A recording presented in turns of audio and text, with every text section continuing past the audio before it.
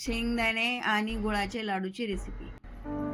नमस्कार, मी उपवासाचे शेंगदाणा आणि गुळाचे लाडू ची रेसिपी दाखवत आहे। चला तर मग आपण आधी शेंगदाणे भाजायला घेऊ। मी 2 वाट्या शेंगदाणे घेतले आहेत। ते कमी गॅसवर खरपूस असे भाजून घ्यावे। चला तर आता आपले शेंगदाणे चांगले भाजले आहेत, ते आता आपण काढून घेऊ। तर आपण शेंगदाणे थंड करून घेऊ।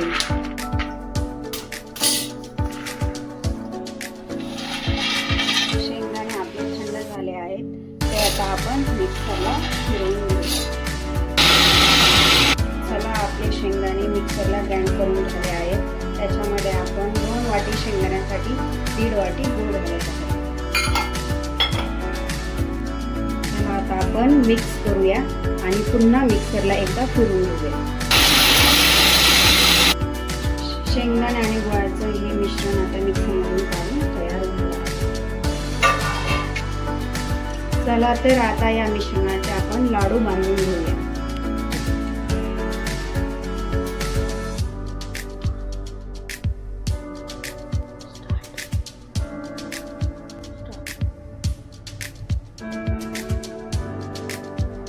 आपले सर्व लाडू बांधून झाले आहेत। तर रेसिपी आवडल्यास लाईक आणि सबस्क्राईब करायला विसरू नका। धन्यवाद।